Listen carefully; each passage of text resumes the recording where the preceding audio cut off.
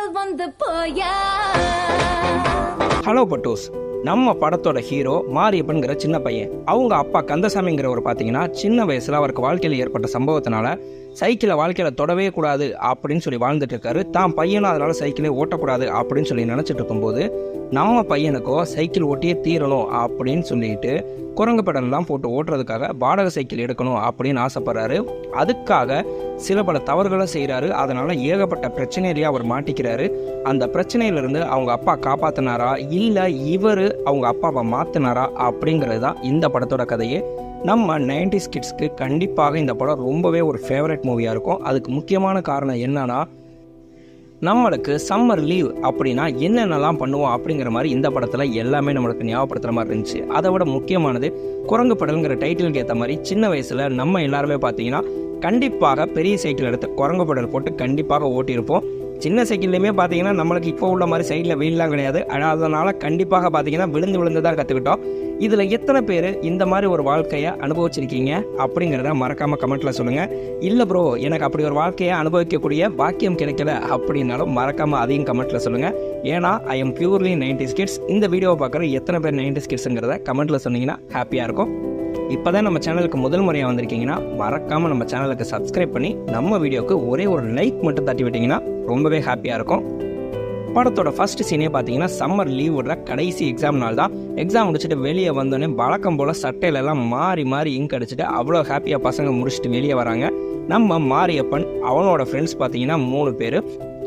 இந்த லீவுக்கு எவனும் ஊருக்கே போகக்கூடாது, நம்ம சிலம்ப சுற்றுற கிளாஸுக்கு போகிறேன் அப்படின்னு சொல்லிட்டு போய் சொல்லிட்டு எல்லாரும் ஊர்லேயே இருங்கடா, நம்ம இந்த தடவை மாங்காய் அடிக்கிறது புளியங்காய் அடிக்கிறது குளத்துல குதிக்கிறதுன்னு காலையில் வெளியே வந்தோம்னா நைட்டு தூங்குறதுக்கு தான்டா வீட்டுக்கே போகணும்னு சொல்லிட்டு முடிவு பண்ணிட்டு வராங்க.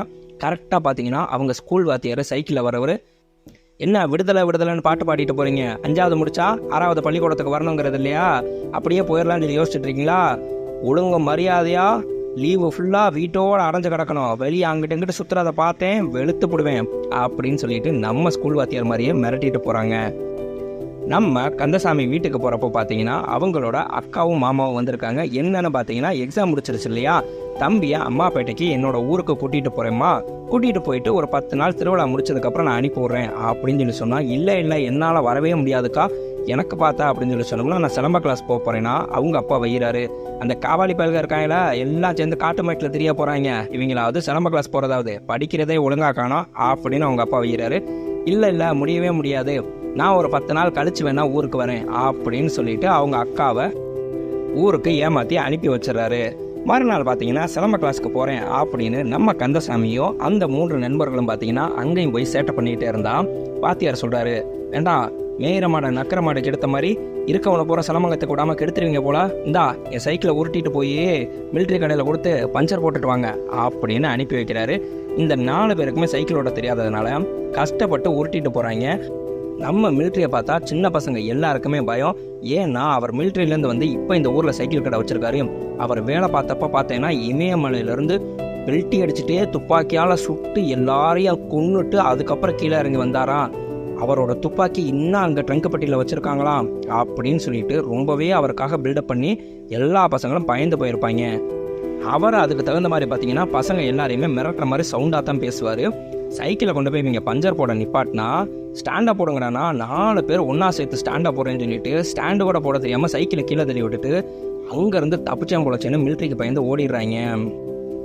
இந்த லீவில் நம்ம எப்படியாவது சைக்கிள் ஓட்ட கற்றுக்கணும்டா அப்படின்னு சொன்னோம்னா, சைக்கிள் ஓட்ட கற்றுக்கணும்னா வாடகை சைக்கிள் எடுக்கலாம்டா, ஆனால் மிலிட்ரி வந்து 1 மணி நேரத்துக்கு 8 அணான்னு சொல்லி எழுதி போட்டிருக்காரு. எப்படியாவது எல்லாரும் வீட்டில் போய் காசு வாங்கிட்டு வாங்கடா, நம்ம இந்த தடவை சைக்கிள் ஓட்ட கற்றுக்கோன்னு சொல்லிட்டு எல்லாரும் வீட்டில் போய் அங்கே எங்கேயும் காசை பிறக்கிறாங்க செய்கிறாங்க. கோயிலில் வாசலில் கிடக்கிற காசெல்லாம் போய் திருடிட்டு ஓடியாடுறாங்க. நம்ம மாரியப்பன் என்ன பண்ணுறதுன்னு தெரியாமல் அவங்க அப்பாட்ட போய் காசு கேட்டோம்னா, என்னதே சைக்கிள் ஓட்ட போறியா, மரியாதையை ஓடி போயிரு, காசு என்ன மரத்தில் காய்க்குதுன்னு நினச்சியா செஞ்சியா அப்படின்னு சொல்லிட்டு திட்டி அனுப்பி விட்றாரு. அவரோட அப்பா பேர் கந்தசாமியாக இருந்தாலும் ஊரே பார்த்தீங்கன்னா அவரை நடராஜா சர்வீஸ் அப்படின்னு சொல்லிட்டு தான் பேர் வச்சு கூப்பிடுது. காரணம் என்னன்னா, இவ்வளோ வயசாகியுமே பார்த்தீங்கன்னா இப்போ வரைக்கும் அவர் சைக்கிள் வாங்கவும் இல்லை சைக்கிள் ஓட்டவும் இல்லை. அதனால் ஊரே நடராஜா சர்வீஸ்னு கிண்டல் பண்ணுது. ஆனால் அதை பற்றி கொஞ்சம் கூட கவலைப்படாமல் இப்போ வரைக்கும் நடந்து தான் போயிட்டு வராரு. இந்த கூட்டத்தில் மணியான ஒருத்தர் இருப்பான். அவன் மட்டும் பார்த்தீங்கன்னா கஷ்டப்பட்டு அந்த ஊரோட பண்ணையாரோட பையனும் பார்த்தீங்கன்னா இவங்களோட கிளாஸ்மேட்டு தான். அவனை போய் கரெக்ட் பண்ணி, டேய் இந்த லீவில் எப்படியாவது சைக்கிள் ஓட்ட கற்றுக்கலாங்கன்னு பார்க்குறோம்டா, நீயும் வாடான்னு சொல்லிட்டு கரெக்ட் பண்ணி காசுக்காக அவனை கரெக்ட் பண்ணி கூட்டிகிட்டு வந்திருப்பாங்க. எல்லாரும் காசை கொடுத்தோம்னா நம்ம ஹீரோ கையில் மட்டும் காசு இல்லை. என்னடா உன் கையில் மட்டும் காசு இல்லை அப்படின்னோடனே நம்ம பண்ணையார் பையன், ஏய் அப்படின்னா அவன் எதுக்கு இங்கே நிற்கிறான், அவனை போச்சுடலாம், ஏய் அவனுக்கு லாஸ்ட்டில் கடைசி ஒரு ரவுண்டு கொடுப்போம்டா, நீ இருடா அப்படின்ட்டு. ஏண்டா இப்போ 8 இருக்குது, மிலிட்ரி கடையில் போய் யாரா சைக்கிள் எடுத்துகிட்டு வர்றது அப்படின்னு சொன்னோம்னா சுற்றி சுற்றி பார்த்துட்டு கடைசியில் நம்ம ஹீரோவே போய் சைக்கிள் எடுத்துகிட்டு வந்துடுறாங்க. மாரியப்பனும் பயந்து நம்ம சைக்கிள் கடைக்கு வந்தா, அண்ணே சைக்கிள் வாடகைக்கு வேணும்னே அப்படின்னா, ஏண்டா நீ அந்த நடராஜா சர்வீஸ் மயம் தானே, உங்கள் அப்பா இத்தனை வயசுக்கு சைக்கிளே தொட மாட்டேன், நீ என்னடா சைக்கிள் ஓட்ட கற்றுக்கிறேன்னு வந்திருக்கேனா, இல்லை எனக்கு சைக்கிள் வேணும் நீங்கள் கொடுங்க அப்படின்னு சொன்னோன்னே, 1 மணி நேரத்துக்கு 8 வாடகை, கரெக்டாக 1 மணி நேரத்தில் கொண்டு வந்து கொடுத்துடணும், எடுத்துகிட்டு போ அப்படின்னு சொன்னோன்னே இங்கே எடுத்துகிட்டு வந்து நம்ம பண்ணையாரோட மகன் குண்டேன் தான் பார்த்தீங்கன்னா ஓட்டுறியா, அடுத்து இவங்களாம் மாற்றி ஓட்டுறேன்னு சொல்லிட்டு டொம்முன்னு கீழே விழுகிறாங்க. கரெக்டாக பார்த்தீங்கன்னா சங்கடிக்கிற சவுண்டு கேட்டுருச்சு. 1 மணி நேரம் ஆயிடுச்சுன்னொன்னே, டேய் நாளைக்கு உனக்கு ஒரு ரவுண்டு தரோம்டா, இந்தடா கொண்டு போய் சைக்கிளை விட்டுறா மிலிட்ரி கடையில் அப்படின்னோடனே அவர் சோகமாக அங்கேருந்து கஷ்டப்பட்டு சைக்கிளை ஓட்டிகிட்டு வந்து இங்கே விட்டுறாரு.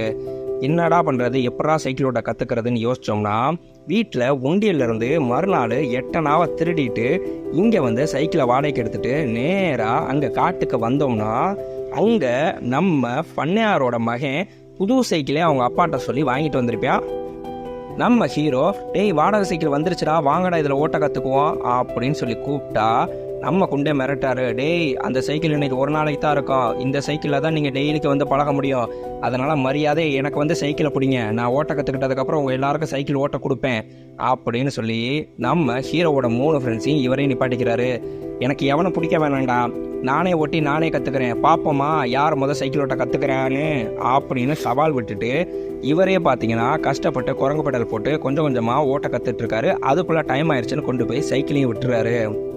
நம்ம மிலிட்ரி கடைக்கு டெய்லிக்கு ஒரு குடிகார நண்பர் வருவார். வந்துட்டு, அண்ணே தயவு செய்து கெஞ்சி கேட்குறேனே, ஒரு 2 ரூபா மட்டும் கொடுனே, சாயங்காலம் திருப்பி தந்துடுறேன் அப்படின்னா, ஏன்டா சாராயம் குடிக்க ஏன்ட்டியா காசு கேட்குற அப்படின்னு டெய்லிக்கும் திட்டி அனுப்புனா, நீ சும்மா தானே காசு தர மாட்டேன்னா, இன்னைக்கு என் பொருள் அடமானம் வைக்கிறேன், அடமானம் வாங்கிட்டு காசு கொடு அப்படின்னா, உன்ட்ட என்னடா இருக்கு வெந்து போன குடலை தவிர அப்படின்னா, இந்தா பாரு என் சைக்கிளு, இந்த சைக்கிளை நிப்பாட்டிட்டு 5 ரூபா கொடு, சாயங்காலம் நான் 5 ரூபாயை கொடுத்துட்டு சைக்கிளை மீட்டுட்டு போகிறேன் அப்படின்னு சொல்லிட்டு 5 ரூபாயை வாங்கிட்டு சைக்கிளை நிப்பாட்டிட்டு கிளம்பி போகிறாரு.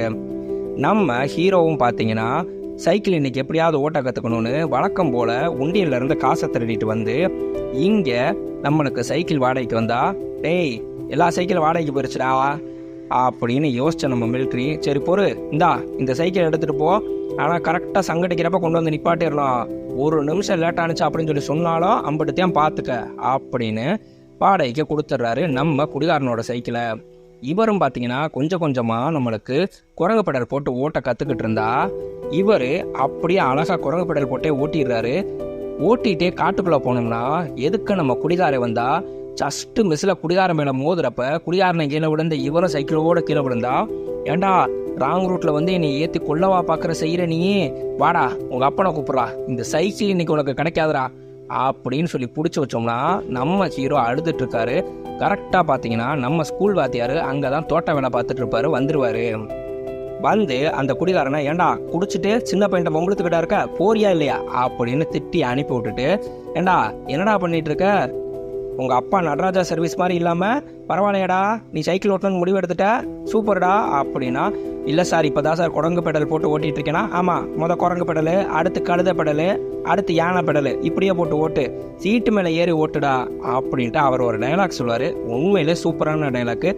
எப்போ பசங்க சீட்டு மேலே ஏறி உட்காந்து சைக்கிள் ஓட்டுறாங்களோ அப்போ தாண்டா ஆம்பளை பசங்க வயசுக்கு வந்த மாதிரியே அர்த்தம் அப்படின்னு சொல்லிட்டு, நான் பிடிச்சிக்கிறேன் ஏறி உட்காரு அப்படின்னா, ஏன் சார் ஸ்கூலில் எங்கள் எல்லாரையும் திட்டுன்னு திட்டுறீங்க, ஆனால் இப்போ வந்து பார்த்தீங்கன்னா நல்லா பேசுகிறீங்க அப்படின்னு கேட்டோம்னா, அப்படி இல்லைன்னா ஸ்கூலில் உங்களெல்லாம் கட்டி மேய்க்க முடியுமா, எல்லாருக்கும் 2 முகம் இருக்கும், அதே மாதிரி தான் ஸ்கூலில் இருக்க முகம் அப்படித்தான் இருக்கும், வெளியிலையும் அதுக்காக அப்படியே இருக்க முடியாது, நீ ஏறு நான் பிடிச்சிக்கிறேன் அப்படின்னு சீட்டு மேலே ஏறி உட்கார வச்சு ஓட்டவும் சொல்லி கொடுத்துட்றாரு. சீட்டில் உட்கார வச்சு ஓட்ட கற்றுக் கொடுத்த உடனே அப்படியே சைக்கிளில் சந்தோஷமாக ஓட்டிகிட்டே போகிறவர். நம்ம எல்லாருக்கும் இருக்க அதே அனுபவம் தான் முதல் தடவை நம்ம ஓட்ட கற்றுக்கிட்டோன்னே எவ்வளோ நேரம் ஓட்டுறோம் எவ்வளோ தூரம் ஓட்டுறோன்னே தெரியாத மாதிரி அவர் ரொம்ப தூரம் வந்துடுவார். கரெக்டாக பார்த்தீங்கன்னா அந்த சங்கடிக்கிற நேரமும் தாண்டிருச்சு. ஆஹா, மிலிட்ரி அவ்வளோதான் நம்மளை கொல்ல போகிறாரு அப்படின்னு சொல்லி போனோம்னா மிலிட்ரி வரிசையாக வாடகை சைக்கிளை பூரா வசூல் பண்ணிட்டு அங்கே இங்கேயும் வந்தோம்னா சிக்கணும்னா அப்படி தாண்டா வச்சு செஞ்சிருவாண்டா மிலிட்ரி அப்படின்னு நேராக வீட்டுக்கு போய் உண்டியல்லேருந்து எக்ஸ்ட்ரா காசு எடுத்துகிட்டு வந்துடலான்னு போனால் கரெக்டாக அவங்க அப்பா அங்கனக்குள்ளே உட்காந்து சாப்பிட்டுட்டு இருக்காரு. நம்ம காவல் தெய்வ ஐயனார் கோயிலெல்லாம் போய் ஏதாவது சில்லற காசு காணிக்க போட்டிருக்காங்களான்னு பார்த்து எடுக்கலான்னு பார்த்தா எங்கேயுமே காசு கிடைக்கல. மறுபடியும் இங்கே வீட்டுக்கு வர்றாரு. அவங்க அப்பா, என்னடா இங்கே எங்கேயும் குட்டி போட்ட போன மாதிரி சுற்றிட்டு இருக்க, வந்து சாப்பிட்றானா? இல்லை வேணாம் வேணாம் அப்படின்னு சொன்னால் கரெக்டாக அங்கே பஞ்சாரத்தில் இருக்க முட்டையை 2 ஆட்டையை போட்டுட்டு அங்கேருந்து கிளம்பி சந்தைக்கு வந்துடுறாரு. சந்தைக்கு வந்து அந்த முட்டையை வைக்கலான்னு பார்த்தா 2 முட்டை 2 ரூபா அப்படின்னு சொல்லி சொன்னால் எவனுமே வாங்க மாட்டேங்கிறாங்க. கடைசியில் 50 காசுக்கு 2 முட்டையை விற்றா ஆஹா, இந்த காசை பத்தாத என்னடா பண்ணலான்னு சொல்லி யோசிக்கும்போது நம்மளுக்கு சந்தேகங்கிறதுனால நம்ம சூர்யா உருட்டுவார் இல்லையா, சிவாஜி பத்மினி அப்படின்னு அதே இதான் அங்கே உருட்டுறாங்க. ஆஹா, இதுதான்டா வழி அப்படின்னு சொல்லி யோசிச்சுட்டே இருந்த ஒரு 50 காசை வச்சா 50 காசு வச்சவனுக்கு 1 ரூபா அப்படின்னு 1 ரூபா கிடைக்குது. 1 ரூபா பத்தாதே மறுபடியும் என்ன பண்ணலாம் அப்படின்னு சொல்லிட்டு மறுபடியும் 1 ரூபாயை வச்சோம்னா ஆகா, அடிச்சுச்சுரா பையனுக்கு அதிர்ஷ்டங்கிற மாதிரி 1 ரூபா வச்சதுக்கு 2 ரூபா வந்துருச்சு. ஆசை யாரை விட்டுச்சு? சரி ரைட்டு, இந்த ஒரு தடவை இந்த 2 ரூபாயை வச்சு மொத்தமாக ஒரு 4 ரூபாயை வாங்கிட்டு அங்கேருந்து கிளம்பிடுவோண்டா அப்படின்னு 4 ரூபாயை வச்சா சாம்பார் ஆப்பு அப்படின்னு சொல்லிட்டு மொத்தமாக பிடிங்கிட்டு போயிடுச்சு. இருந்த 50 காசும் போயிடுச்சு. இதுக்கு மேலே என்னடா பண்ண முடியும், வேறு வழியே இல்லைன்னு சொல்லி யோசிச்சுட்டு டக்குன்னு நேராக அக்கா ஞாபகம் வருது. சைக்கிள்லேயே அம்மாப்பேட்டை வரைக்கும் போயிடலான்டான்னு முடிவு பண்ணி ஓட்ட கற்றுக்கிட்டது போதும் தம்பி சைக்கிளில் பறக்கிறாரு. ஒத்தையடி பாதையில் அவங்க அக்கா ஊருக்கு போயிட்டு இருக்கும்போது பார்த்தீங்கன்னா சைக்கிள் தடுமாறி கீழே விழுந்தோம்னா அங்கே வர்ற ஒருத்தர் அங்கே இருக்க மூலிகை இலையை பறித்து போட்டுட்டு, யாரா நீங்கள் இப்படி வந்து விழுந்து கிடக்க அப்படின்னு கேட்டால் அவர் நம்ம கந்தசாமி மகன் அப்படின்னு சொன்னோடனே, யார் நம்ம நடராஜா சர்வீஸ் மகனா அப்படின்னா, எதுக்கு எங்கள் அப்பாவை நடராஜா சர்வீஸ்னு எல்லாரும் கிண்டல் பண்ணுறீங்க அப்படின்னு கேட்டோம்னா, ஏழை உங்கள் அப்பாவோட ஃப்ரெண்டுடா நான், தோஸ்து நானே பேரை சொல்லி இப்படி கூப்பிடக்கூடாதுன்னு சொல்லி சொல்கிறேன். எங்கே உங்கள் அக்கா வீட்டுக்கு போறியா அப்படின்னு, எங்கள் அக்காவே உங்களுக்கு தெரியுமாண்ணா? தெரியும். உங்கள் அக்கா வீட்டு போயிட்டு நைட்டு திருவிழா கச்சேரி நடக்குதுல, அங்கே வா.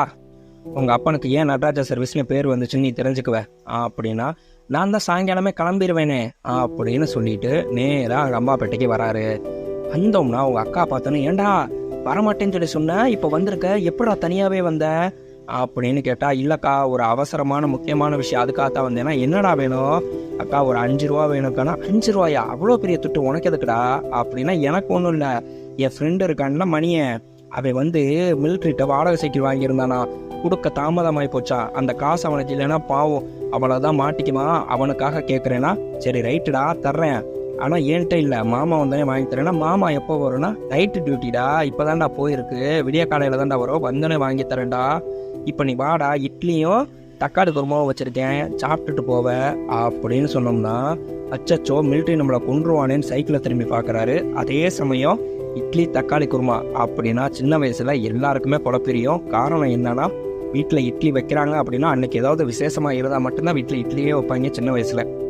இட்லியை சாப்பிட்டுட்டு அவங்க அக்கா, வாடா நைட்டு கச்சேரி நடக்குது அங்கே போவோம்னு சொல்லிட்டு இங்கே கச்சேரிக்கு கூட்டிகிட்டு வந்தா, யாரா கச்சேரியில் உட்காந்து பண்ணுறது அப்படின்னு நம்ம பையன் எட்டி பார்த்தா அவங்க அப்பாவோட ஃப்ரெண்டு தான். பார்த்தீங்கன்னா அப்போ திரை போட்டு பொம்மலாட்டம் காட்டுற மாதிரி காமிச்சிட்டு இருக்காரு. போய் உட்காரு, கதையை கேட்டுக்கோ அப்படின்னா ஒவ்வொரு கதையாக முடிச்சுட்டு கடைசியாக ஒரு கதைக்கு வர்றாரு.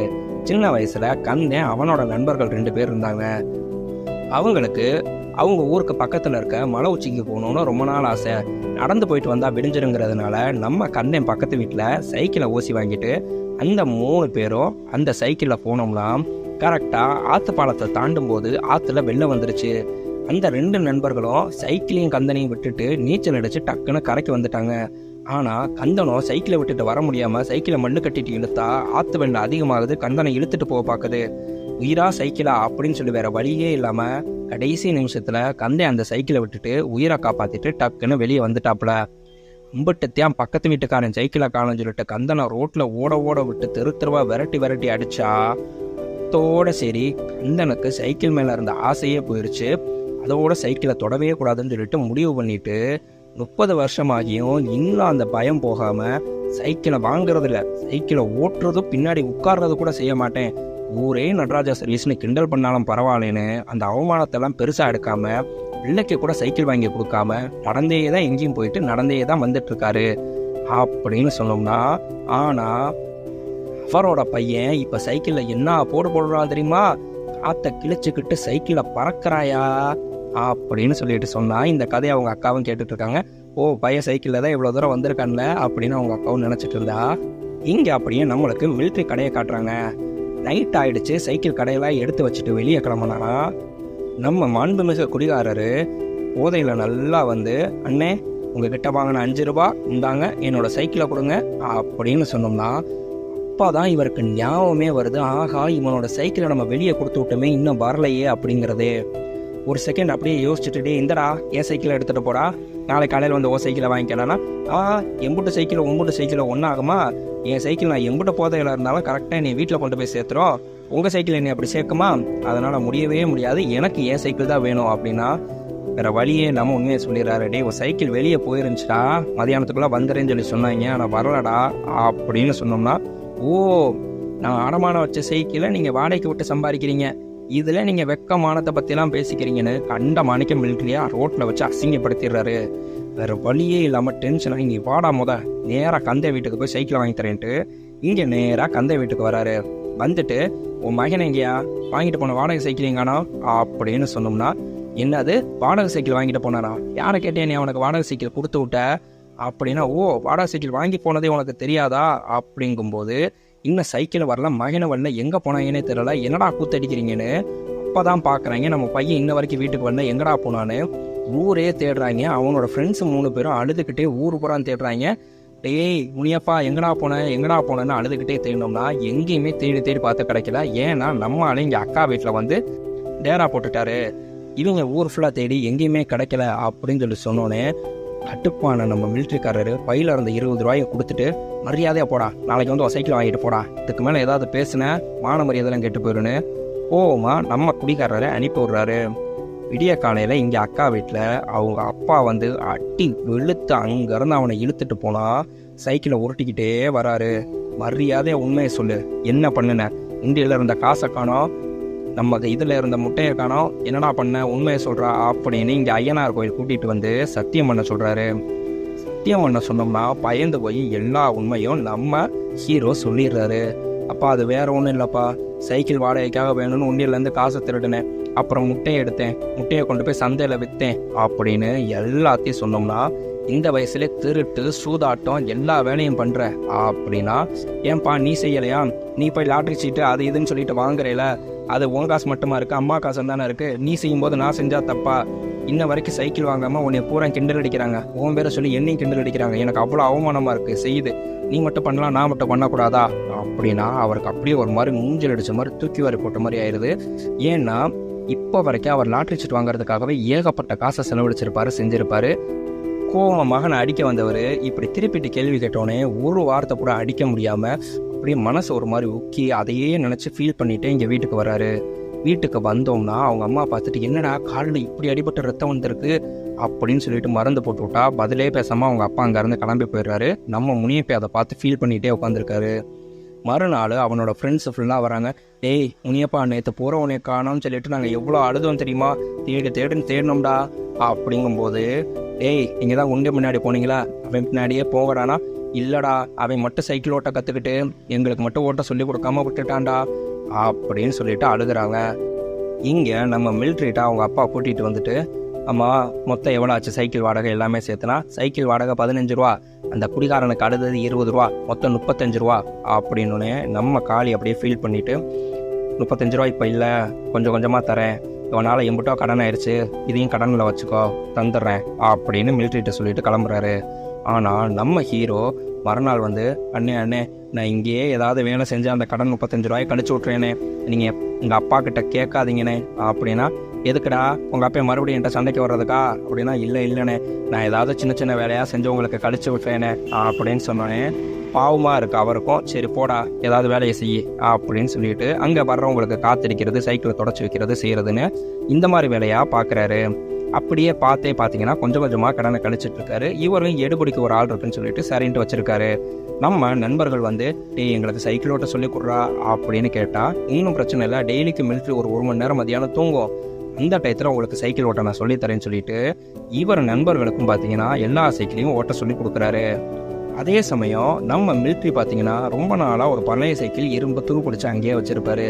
அந்த சைக்கிளை மட்டும் ஏன் தூக்கி போடாமல் வச்சுருக்கீங்க அப்படின்னு கேட்டால், முத அந்த சைக்கிளில் தாண்டா ஊருக்கு வந்தேன், தூக்கி போடவும் மனசு இல்லை, வச்சிருக்கவும் முடியலை அப்படின்னா, அந்த சைக்கிளை சரி பண்ணி பேசாமல் விற்கலாம்லனே அப்படின்னா, சரி ரைட்டு போய் சரி பண்ணு அப்படின்னோடனே இவர் ஃபுல்லாகவே தொடச்சி கிடச்சி கழட்டி மாட்டி அந்த சைக்கிளை புது சைக்கிள் மாதிரி கொண்டு வந்து நிப்பாட்டிடுறாரு. அதே மாதிரி உன் கடன் முடிஞ்சு போச்சு, இதற்கு மேலே நீ வர வேணாம், இந்த சைக்கிள் விற்றுச்சுன்னா உனக்கு ஒரு பங்கு தரேன் அப்படின்னா, அண்ணே எனக்கு பங்கெல்லாம் வேணாம்னே, அதுக்கு பதிலாக எனக்கு ஒரு உதவி மட்டும் செய்யணும்னேனா, என்னடா உதவி வேணும்னா வாடகைக்கு சைக்கிள் வேணும்னே. என்னடா மறுபடியும் சைக்கிள் கேட்குறேன்னா, நம்ம குண்டே வந்து இவர்கிட்ட பந்தயம் கட்டியிருப்பாரு. ஏய் இன்னும் சீட்டு மேலே ஓட்ட தெரியாமல் சும்மா தானடா சுற்றிட்டு இருக்கீங்க அப்படின்னு கேட்டா, ஏய் உனக்கும் எங்களுக்கும் பந்தயம், யார் அந்த கொட்டாச்சி மலையில் போய் ஏறுறா அப்படின்னு சொல்லிட்டு பந்தயத்துக்கு ஒத்துக்கிறியாடா அப்படின்னு சொல்லிட்டு நம்ம ஹீரோவும் குண்டனும் பந்தயம் வச்சுருப்பாங்க. அதோடு சேர்த்து இந்த 3 ஃப்ரெண்ட்ஸும் பார்த்தீங்கன்னா பந்தயத்தில் கலந்துக்கிறதுனால இவங்களுக்கு வாடகை சைக்கிள் வேணும்னு சொல்லி கேட்டிருப்பாரு. கரெக்டாக பந்தயம் நடக்கிற நாள் பயங்கரமான ஸ்பீடில் சைக்கிள் ஸ்டார்ட் ஆகி ஸ்பீடாக போனால் நம்ம குண்டன் தான் பார்த்தீங்கன்னா ரொம்ப வேகமாக ஃபஸ்ட்டாக போயிட்டுருக்காரு. அந்த கொட்டாச்சி மலை ஒத்தையடி பாதை, மலைக்கு மேலே ஒத்தையடி பாதை மண்ணில் போகும்போது பார்த்தீங்கன்னா எல்லாரும் ஸ்பீடாக வந்துட்டு இருக்காங்க. ஒரே ஒருத்தன் மட்டும் பின்னாடி மெல்ல வந்துட்டு இருக்கான். ஆனால் குண்டன் ஃபஸ்ட்டாக போயிட்டு இருந்தா நம்ம குண்டனோட சைக்கிளை கலண்டுருச்சு. நம்ம ஹீரோ தாண்டி சல்லுன்னு மேலே ஏறி போயிட்டே இருக்காப்புல.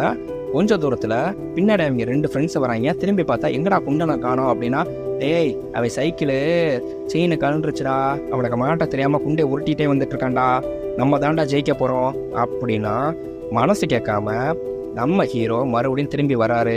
வந்தா குண்டின் பாவம் கஷ்டப்பட்டு உருட்ட முடியாமல் சைக்கிளை உருட்டிட்டு மேலே ஏற்றுனா நம்ம ஹீரோ முனியப்பை வந்துட்டு, நான் தான் ஜெயிச்சேன்னு ஒத்துக்கிறியா அப்படின்னு கேட்டோன்னே, ஒத்துக்கிறேன்டா அப்படின்னா சரின்ட்டு டக்குன்னு சைக்கிளை விட்டு இறங்கி அவருக்கு செயின் கலண்டிருந்ததையும் வேகமாக மாட்டி விட்றாரு. மாட்டி விட்டோன்னே அப்படியே ஒரு மாதிரி ஆயிடுச்சு. அவர் டக்குன்னு பாக்கெட்லேருந்து 2 பாப்பின்ஸ் எடுத்து, நம்ம எல்லாரும் இதே மாதிரி ஃப்ரெண்ட்ஸாகவே இருப்போம்டா அப்படின்னு சொன்னோன்னே, சின்ன பிள்ளைங்க தானே, மனசில் எந்த கண்ணுங்கபுறமும் இல்லாமல் எந்த வித பழி உணர்ச்சி இல்லாமல் டக்குன்னு ஃப்ரெண்ட் ஆகிட்டு அப்படியே எல்லாரும் ஒன்றா சேர்ந்து கொட்டாச்சி மலைக்கு போய் அவ்வளோ சந்தோஷமாக அங்கேருந்து ஊரை பார்க்குறாங்க. அவ்வளோ அழகாக தெரியுது. மறுபடியும் இங்கே வீட்டுக்கு வந்தோம்னா இவங்களுக்கு ஒரு பெரிய ஷாக்காக அவங்க அப்பா வச்சுருக்காரு. என்னன்னு பார்த்தீங்கன்னா, உண்டியலில் இருக்க காசு, மீதி இருக்க காசெல்லாம் எல்லாத்தையும் கஷ்டப்பட்டு பெரட்டி நம்ம கந்தசாமி ஒரு சைக்கிள் வாங்கிட்டு வந்திருக்காரு. அந்த சைக்கிளில் முனியப்பேன்னு பேரும் எழுதி கொண்டு வந்து வாசலில் நிப்பாட்டுறாரு. நிப்பாட்டிட்டு அவங்க அம்மாட்ட கேட்குறாரு, சைக்கிள் வாசலில் நின்னதுக்கப்புறம் நம்ம வீட்டு வாசலே ஒரு கலையாக இருக்குல்ல அப்படின்னா, ஏதுங்க காசு சீட்டில் விழுந்துச்சா அப்படின்னு கேட்டால், இந்த கர்மத்தெல்லாம் தொட்டு நான் 10 நாள் ஆச்சுடி, நீ வேற ஃபுல்லாக ஆசைப்பட்டானேன்னு சொல்லிட்டு சைக்கிளை வாங்கிட்டு வந்து அதில் முனியப்பேன்னு பேரை எழுதி வச்சிருக்கேன் பாத்தியா அப்படின்னோடனே அவங்களுக்கும் அவ்வளோ சந்தோஷம். என்ன பண்ணுறேன் அப்படின்னா, தூங்கிட்டு இருக்காங்க. தூங்கிட்டு எழுப்பாத, தூங்கி எந்திரிச்சனே அவனே பார்த்துட்டு சந்தோஷப்படட்டும் அப்படின்றாரு. இதுதான் தகப்பனோட மனசு. நீங்கள் ஒரு தகப்பனாக இருக்கீங்க அப்படின்னு சொல்லி சொன்னால், உங்களோட பிள்ளைங்க என்ன வயசாக இருந்தாலும் நான் சொல்கிற விஷயம் உண்மையானு மட்டும் மறக்காமல் கமெண்ட் பண்ணுங்கள். நீங்கள் உங்கள் பிள்ளைங்களுக்கு வாய் கொடுக்குற எல்லா பொருளுமே பார்த்தீங்கன்னா நீங்கள் ஆசைப்பட்டு உங்களுக்கு கிடைக்காத பொருளாக தான் இருக்கும். எனக்கு கிடைக்காத பொருள் என் பிள்ளைக்காவது கிடைக்கணும் அப்படிங்கிறதுக்காக தான் பார்த்தீங்கன்னா இப்போ உள்ள எத்தனையோ அப்பாக்கள் கஷ்டப்பட்டு தன் பிள்ளைகளுக்கு கொஞ்சம் கூட கவலை தெரியாமல் ஆசைப்பட்டதை வாங்கி கொடுக்கணும்னு சொல்லி நினைக்கிறாங்க. இது உண்மையா இல்லையான்னு மட்டும் மறக்காமல் கமெண்ட் பண்ணுங்கள். உண்மையிலே இந்த குரங்கு படல் படம் மனசை தொடுற அளவுக்கு ரொம்பவே அருமையாக இருந்துச்சு. 90s கிட்ஸ் அப்படின்னு சொல்லி சொன்னோம்னா உண்மையிலே ஒரு 3 ஜென்ரேஷனை ஒன்றா பார்த்துருக்கோம். 80ஸோட வாழ்க்கையும் பார்த்துருக்கோம், 90ஸோட ஸ்பெஷலான வாழ்க்கையை அனுபவிச்சிருக்கோம். இப்போ 2K கிட்ஸ் என்னென்ன கூத்தடிக்கிறாங்க அப்படிங்கிறதையும் பார்த்துக்கிட்டு தான் இருக்கோம். ஆனால் எல்லாருமே பொறாமப்படுற வாழ்க்கை அப்படின்னு சொல்லி சொன்னோம்னா 90s கிட்ஸோட ஸ்கூல் லைஃப் தான். நினச்சாலும் நம்மளால் அந்த வாழ்க்கைக்கு திரும்பி போக முடியாது. இருந்தாலும் அதை நினச்சி சந்தோஷப்படுற அளவுக்கு உண்மையிலே ஒரு அருமையான பருவம். நினச்சி சந்தோஷப்படுறோன்னே அவ்வளோ ஜாலியாக தான் இருந்தோம் அப்படின்லாம் நினச்சிடாதீங்க. இப்போ வரைக்கும் எங்கள் வாத்தியார்கிட்ட நான் வாங்கின பெறம்படி வாழ்க்கையில் மறக்கவே முடியாத ஸ்கூலில் வாங்கின அடி அளவுக்கு உலகத்தில் வேறு எங்கேயுமே வாங்கியிருக்க மாட்டேன். ஆனாலும் எனக்கு அந்த லைஃப்பை இப்போயும் பார்த்தீங்கன்னா ஒரு சந்தோஷமான நினைவுகள் தான். உங்கள் வாழ்க்கையில் அந்த மாதிரி நினைவுகள் ஏதாவது இருந்துச்சுன்னா மறக்காமல் அதை கமெண்ட்டில் சொல்லுங்கள். இந்த வீடியோ உங்களுக்கு பிடிச்சிருந்துச்சுன்னா, அதே சமயம் நீங்கள் 90s கிட்ஸாக இருந்தீங்கன்னா மறக்காமல் நம்ம வீடியோக்கு ஒரு லைக் போட்டுட்டு அப்படியே நம்ம சேனலுக்கு சப்ஸ்கிரைபும் பண்ணிடுங்க. மறுபடியும் அடுத்த ஒரு நல்ல வீடியோவில் உங்களை நான் சந்திக்கிறேன். பாய்.